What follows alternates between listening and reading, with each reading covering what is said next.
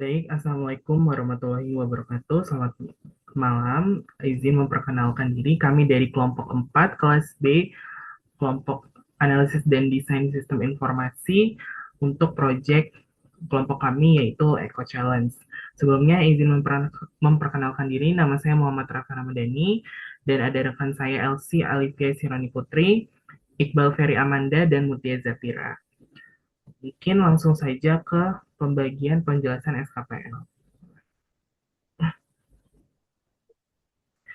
Untuk saya sendiri, saya membuat bagian eksekutif summary ini yang berisi tentang rangkuman tentang spesifikasi dan juga penjelasan aplikasi dari Eco Challenge. Boleh di next?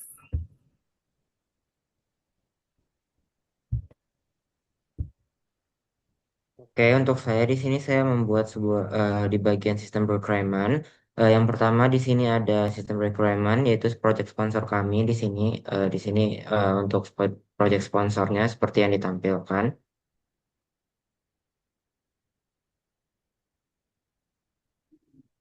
Eh, untuk bisnis need ini. Baik, selanjutnya bagian saya itu business requirement yang dimana di sini menjelaskan kebutuhan fungsional dan juga non-fungsional dari sistem Eco Challenge. Yang dimana untuk kebutuhan fungsional itu ada fitur registrasi dan autentikasi, lalu ada fitur manajemen challenge, fitur partisipasi challenge, lalu ada mekanisme verifikasi bukti challenge, dan fitur leaderboard. Fitur penukaran reward, fitur pemantauan campaign, lalu ada juga fitur kelola data reward, fitur laporan aktivitas, dan juga fitur notifikasi yang memungkinkan. Untuk kebutuhan fungsional, ini ada sistem itu harus berbasis mobile, dan juga sistem harus memiliki performa pemuatan yang cepat, lalu mendukung proses registrasi dan autentikasi, lalu mendukung unggahan bukti challenge, menyediakan mekanisme verifikasi bukti, lalu memiliki tingkat ketersediaan yang tinggi, dan melindungi privasi data pengguna, serta menemukan notifikasi secara real-time, dan menyediakan fitur pencarian dan filter pada halaman laporan aktivitas, serta mendukung proses penukaran reward. Baik, untuk kembali lagi ke bagian yang saya buat yaitu ada business value. Di sini ada tangible dan intangible, di mana tangible itu adalah nilai yang terukur dari dibuatnya uh, perangkat lunak Eco Challenge. Boleh di bawah.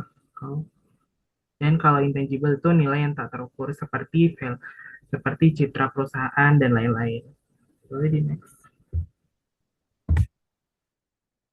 Oke, selanjutnya di sini ada special issue atau constraints. Ada beberapa constraints atau batasan masalah. Yang pertama, sistem ini masih ketergantungan pada koneksi internet karena kita juga berbasis website dan juga mitigasinya itu sistem dirancang menggunakan tampilan yang ringan serta optimasi ukuran file dan database agar dapat tetap diakses. Kemudian juga yang kedua ada validasi bukti challenge. Kemungkinan ada terjadinya manipulasi bukti challenge karena masih manual dan juga harus diverifikasi melalui admin. Selanjutnya, batasan platform mobile, perbedaan spesifikasi perangkat smartphone dari pengguna itu juga bisa mempengaruhi untuk performa aplikasi. Kemudian ada keamanan dan privacy data pengguna, yaitu isunya itu sistem menyimpan data akun pengguna, riwayat, dan lain-lain. Kemudian ada mitigasinya, sistem menerapkan autentikasi login, enkripsi password, dan lain-lain. Dan yang kelima, ada keterbatasan infrastruktur pengembangan. Pengembangan yang kami lakukan dalam skala proyek akademik hingga memiliki keterbatasan sumber daya. Kemudian untuk mitigasinya, tim menggunakan teknologi open source, local server development, dan metode pengembangan modular agar sistem tetap dapat dikembangkan secara optimal.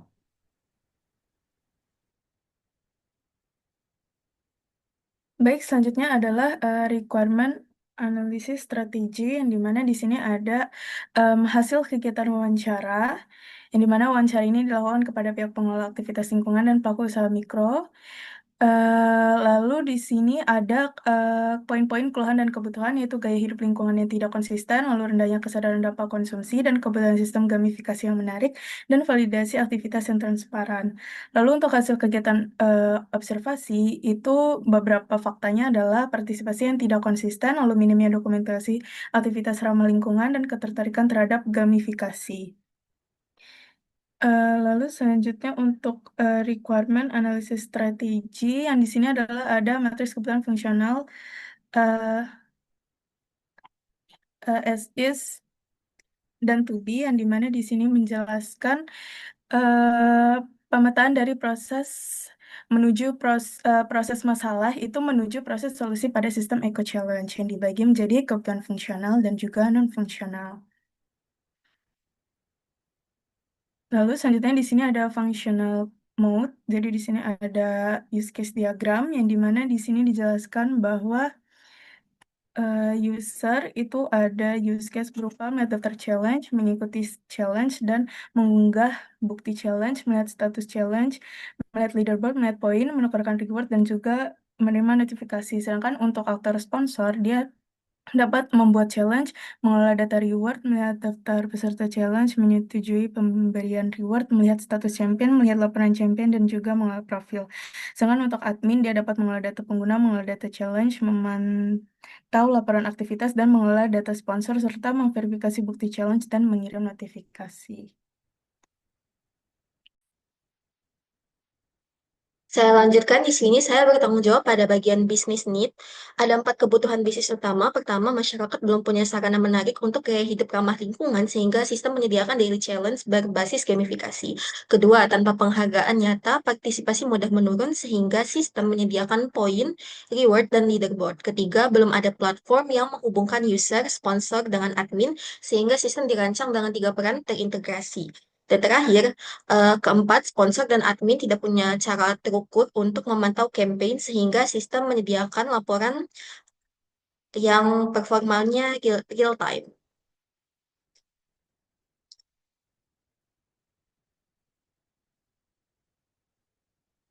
Saya juga bertanggung jawab pada bagian requirement definition. Bagian ini berisi tabel kebutuhan fungsional dan non-fungsional yang dipetakan per aktor, yaitu 3 aktor, user, sponsor, dan admin, mencakup fitur apa yang harus ada beserta standar kualitasnya.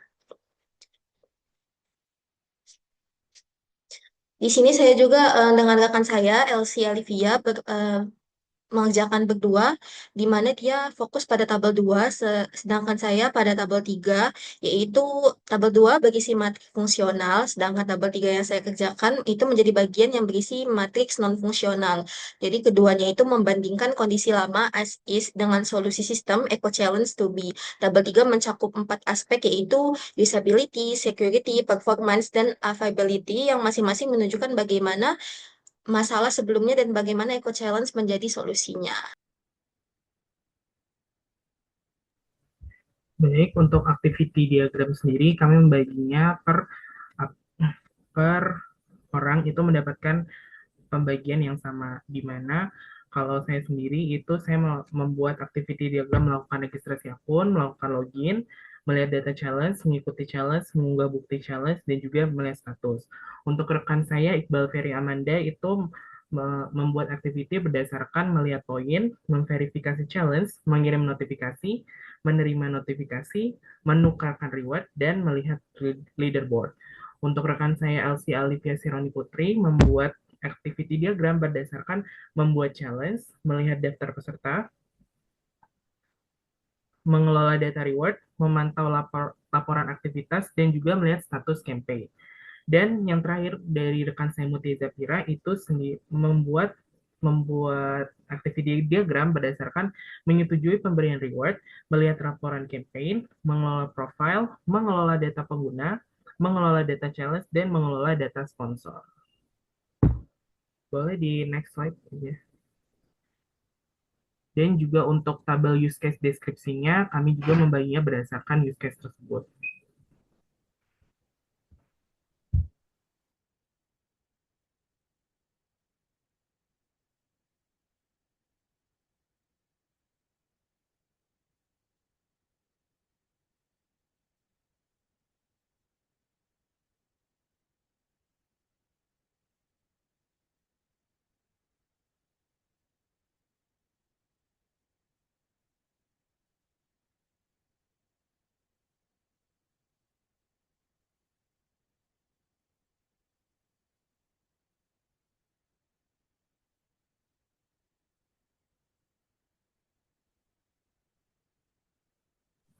Baik, untuk physical arsitektur layer design itu dibuat oleh saya juga, di mana di sini kita mendapatkan spesifikasi untuk hardware, di mana kita dapat operasi sistemnya berapa, software yang dibutuhkan berapa, hardware yang digunakan untuk melakukan echo challenge ini apa.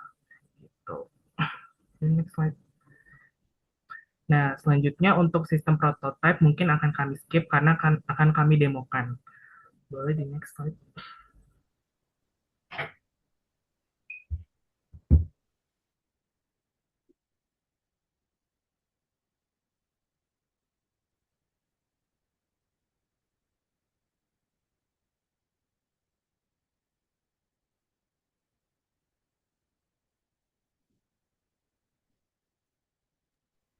Oke, untuk testing ini dimulai dengan pengembangan sebuah test plan yang menentukan serangkaian pengujian yang akan kami lakukan.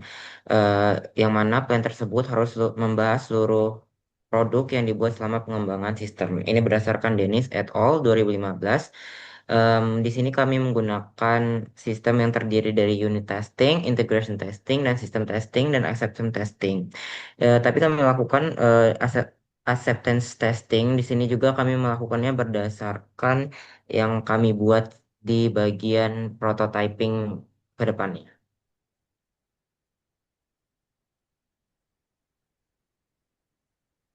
Kami melakukan testing berdasarkan masing-masing user.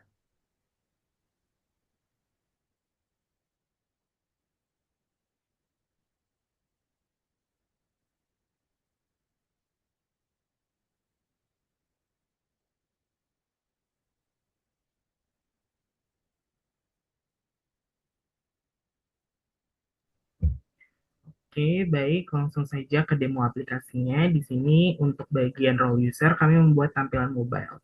Di sini user sendiri bisa melakukan pendaftaran. Di sini bisa memasukkan masuk. Lalu ketika dia pencet daftar, dia akan langsung ke halaman login. Alamat email, dia bisa masuk. Di sini ada tampilan dashboardnya, dashboard dari Echo Challenge sendiri. Nah, di sini ada tukar reward. Untuk tukar reward nanti, nah dia bakal masuk ke halaman tukar reward. Gitu.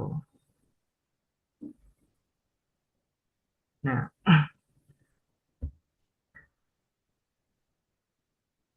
mungkin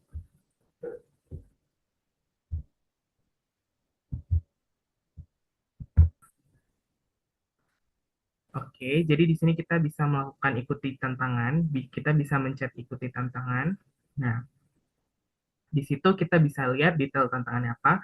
Kalau udah kita bisa ikuti tantangan yang ada di bawah. Nah, di sini kita ada halaman unggah bukti. Nah, kalau kita pencet, dia bakal karena setiap challenge itu kita perlu memerlukan bukti untuk diupload. Bisa dipencet. Nah, nanti dia kurang lebih dia bakalan seperti ini. Bisa kirim bukti. Nah, oke, kalau sudah kita bisa melihat profil juga. Bisa melihat profil itu adalah informasi tentang yang kita login saat ini. Mungkin ke beranda lagi, lalu ke halaman tukar reward. Untuk selanjutnya akan dilanjutkan oleh rekan saya. Oke, terima kasih. Jadi di sini untuk tukar reward, yang pertama kita bisa memfilter seluruh reward-reward yang kita pengen. Itu bisa dipencet aja. Oke. Untuk gambarnya masih sama. Untuk kembali ke semua, pertama kita juga bisa ngecek jumlah. Mungkin kita bakal contohin tuh cara menukar. Yang pertama bisa pencet tukar di bagian yang itu ya. Nah, nanti dia bakal menampilkan detail dari si reward yang bakal kita tukar. Di sini bakal ada syarat dan ketentuan dan lain-lain. Bisa dipencet tukar sekarang. Nah, dia bakal menampilkan reward berhasil ditukar. Untuk melihat seluruh reward yang kita punya, kita bisa lihat di lihat voucher saya. Nah, di sini bakal menampilkan jumlah reward yang aktif dan juga yang tidak aktif. Nah, bisa kita lihat untuk riwayatnya ketik di riwayat. Nah, di sini juga kita bisa melihat seluruh status dari reward yang pernah kita tukar. Nah, di sini kita bisa memilih pencet drop down semua status. Nah, kita bisa melihat atau memfilter seluruh reward yang udah kita pilih berdasarkan status yang sudah kita buat. Misalkan dia sudah kadaluarsa, bisa dipencet yang kadaluarsa. Nah, dia bakal menampilkan yang kadaluarsa saja. Mungkin bisa kembali ke poin yang di atas gambar 2540. Nah, di sini akan menampilkan jumlah poin yang kita miliki sekarang. Yang pertama, di Eco Challenge ini terdapat sebuah kayak step-step gitu. Di sini kita masih di step Eco Hero yang di bawah poin bisa dipencet. Oh, menuju level berikutnya berarti. Nah, di sini kita sedang berada di Eco Hero untuk menuju level selanjutnya. Ini harus mencapai sekitar beberapa poin lagi. Bisa dikembali. Nah, selain itu juga kita bisa melihat jumlah tantangan yang udah kita selesaikan sebelumnya. Bisa dipencet 20 kata tantangan selesai. Nah, ini merupakan riwayat dari tantangan yang telah kita lakukan beserta jumlah poin yang kita dapat setelah menyelesaikan challenge-challenge yang kita lakukan seperti itu. Bisa balik lagi. Oke, nah selanjutnya di sini seperti detail jumlah sampah yang sudah kita kurangi. Jika challenge yang kita lakukan itu bisa mengurangi sampah, balik lagi. Di sini juga ada jumlah hari yang kita lakukan selama login beserta jika kita melakukannya itu selama berturut-turut ya bakal menjumlahkan hari atau kayak streak di TikTok. Balik lagi. Oke, bisa di sini juga kita melihat leaderboard, bisa dipencet panah lihat-lihat leaderboard. Nah, ini merupakan leaderboard dari seluruh user yang telah melakukan challenge di Eco Challenge itu sendiri. Mungkin untuk bagian saya sampai di sini. Selanjutnya itu bakal dilanjutkan oleh rekan-rekan saya. Baik, selanjutnya di sini saya akan menjelaskan bagian saya, yaitu untuk panel admin yang di sini adalah langsung login, karena kan admin itu langsung dibuat akunnya di dalam database untuk keamanan sistem. Lalu selanjutnya di dashboard overview ini dapat ditunjukkan bahwa total penggunanya itu berapa, challenge yang aktif berapa, total poin diberikan berapa, dan bukti terverifikasinya berapa. Lalu di sini ada grafik pertumbuhan pengguna dan juga challenge diselesaikan per bulan, dan juga ada aktivitas terbaru dari sistem Eco Challenge ini. Selanjutnya adalah kelola pengguna, yang dimana di sini adalah manajemen data pengguna platform dari Eco Challenge itu sendiri. Yang dimana di sini dapat dilihat adalah ada nama, email, poin challenge bergabung, status, dan juga aksi. Nah, untuk aksi ini kita bisa diedit. Jadi dia bisa ngedit nama lengkap dari pengguna ini, email, total poin, challenge, status akunnya, dan juga tanggal bergabungnya. Lalu kalau misalnya untuk aksi dihapus, dia akan mengirimkan konfirmasi hapus apakah yakin untuk menghapus pengguna tersebut. Lalu selanjutnya di sini ada kelola challenge yang dimana di sini adalah manajemen data challenge untuk platform Eco Challenge yang dimana di sini ada informasi judul challenge itu sendiri, kategori dari challenge itu, poinnya, durasi, peserta, dan juga status dari challenge itu. Sama seperti sebelumnya kita bisa mengedit dari informasi challenge tersebut, yaitu di sini ada judul challenge, kategori, poin, durasi, status, nama sponsor, dan juga peserta yang mengikuti challenge tersebut. Lalu selanjutnya ada aksi menghapus yang dimana sama seperti yang tadi ada pop-up konfirmasi apakah yakin ingin dihapus challenge yang dipilih. Lalu selanjutnya adalah kelola sponsor yang dimana ini adalah manajemen data sponsor dari platform Eco Challenge itu sendiri yang dimana di sini ada informasi nama sponsornya, email dari sponsor tersebut, lalu reward yang diberikan oleh sponsor tersebut, campaign yang diselenggarakan oleh sponsor tersebut, dan investasi yang diberikan oleh sponsor tersebut serta status dari sponsor tersebut. Dengan ini kita bisa mengeditnya juga. Lalu untuk aksinya itu bisa dihapus juga. Di sini dia menampilkan sponsornya yaitu ada Eco Store dan email, campaign, reward, dan nilai investasinya. Lalu di sini ada pop-up kalau data dari sponsor tersebut berhasil dihapus. Lalu untuk verifikasi bukti, Ini adalah review dan verifikasi bukti yang di-upload oleh pengguna yang mengikuti challenge-challenge yang tersedia di Eco Challenge, yang dimana di sini ada nama challenge-nya, di-upload oleh pengguna siapa, lalu waktu yang dia upload, dan catatan dari bukti yang di-upload oleh user tersebut. Di sini admin bisa menerima atau verifikasi bukti yang diberikan oleh user, yang dimana di sini ada preview notifikasi yang akan dikirimkan oleh user yang bersangkutan. Lalu, admin juga bisa menolak verifikasi dari user yang setidaknya tidak memenuhi syarat dari challenge tersebut, dengan dia memberikan preview notifikasinya juga. Lalu selanjutnya adalah laporan dari aktivitas platform Eco Challenge ini. Yang di sini ada card berupa rangkuman bahwa total registrasi dalam platform Eco Challenge ini terdapat 450, challenge yang diselesaikan per 52, lalu reward yang ditukar adalah 272, dan juga ada diagram batang mulai aktivitas bulanan dan juga diagram lingkaran berupa distribusi challenge per kategori. Nah, selanjutnya di sini admin juga bisa mengekspor laporan yang ingin diekspor. Misalnya di sini kita ingin jenis laporannya itu adalah aktivitas penggunanya, di mana isinya ada data registrasi, login, dan aktivitas harian pengguna. Lalu untuk periode laporannya itu bulan ini saja, misalnya Mei 2026, dan format file yang ingin dicetak itu adalah PDF. Maka dia akan memunculkan pop-up bahwa ekspor itu berhasil dengan informasi jenis laporan, periode, dan formatnya. Sekian untuk penjelasan desain yang saya buat. Baik, terima kasih Elsie. Saya lanjutkan, jadi halaman di depan ini adalah registrasi untuk sponsor, di mana jika sponsor belum melakukan registrasi, dia akan melakukan registrasi terlebih dahulu. Jika sudah, bisa langsung login, mungkin bisa langsung daftar saja. Dan ini adalah halaman untuk dashboard utama sponsor, di mana terdapat UI challenge aktif, reward tersedia, total peserta, dan reward ditukar beserta diagram batangnya. Lalu untuk perbedaan sponsor dengan admin ini, mungkin sponsor lebih memantau. Di sini untuk dashboard utamanya, dia memantau daripada siapa tadi?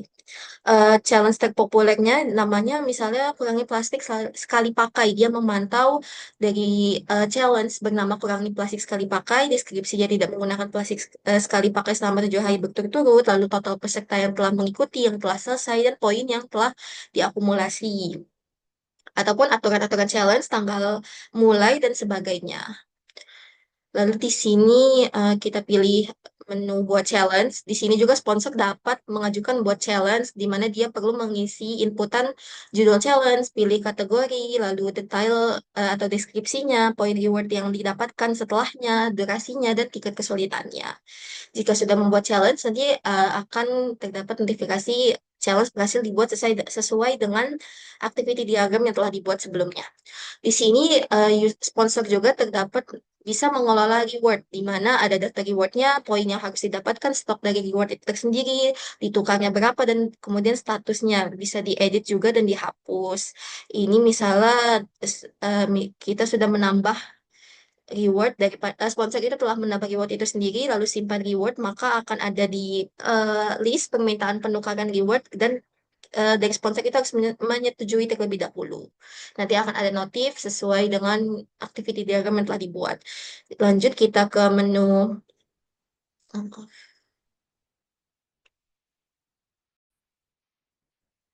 peserta challenge. Jadi di halaman ini terdapat nama peserta dan nama challenge-nya, progres dari peserta itu, statusnya, dan kita bisa memantau lebih dalam lagi, karena kan sponsor ini tujuannya dibandingkan dengan mengelola, dia lebih ke melihat melihat bukti, bukan, melihat laporan-laporannya saja. Jadi untuk bukti upload ini lebih detailnya ada di bagian prototype admin. Untuk sponsor ini hanya mengetahui kalau misalnya data peserta itu dia sudah mengupload buktinya selama 7 kali, tetapi tidak bisa melihat bukti uploadnya.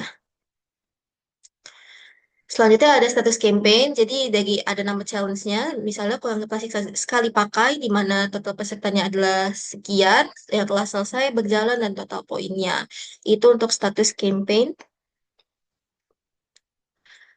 Nah, selanjutnya ada laporan campaign, di mana Dari sponsor ini terdapat laporan campaign juga, ada total partisipasi, challenge selesai, total poin diberikan, dan ini ada grafik dengan partisipasi bulanan dan grafik atau diagram batang distribusi poin per bulan. Ada ringkasan performa juga di bawahnya. Selanjutnya,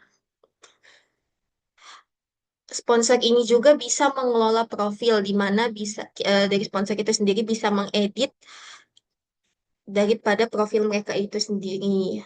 Di sini ada tombol edit. Nah, jadi bisa memperbarui nama perusahaan daripada sponsor itu sendiri, lalu kontak atau emailnya, telepon, dan alamat, serta website website yang dapat dikunjungi. Lalu simpan perubahan.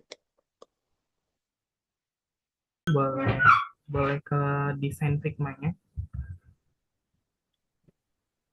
ke tab desain Figma ini.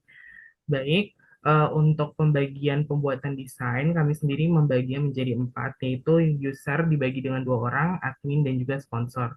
Untuk user sendiri, dikerjakan oleh saya dan juga rekan saya Iqbal.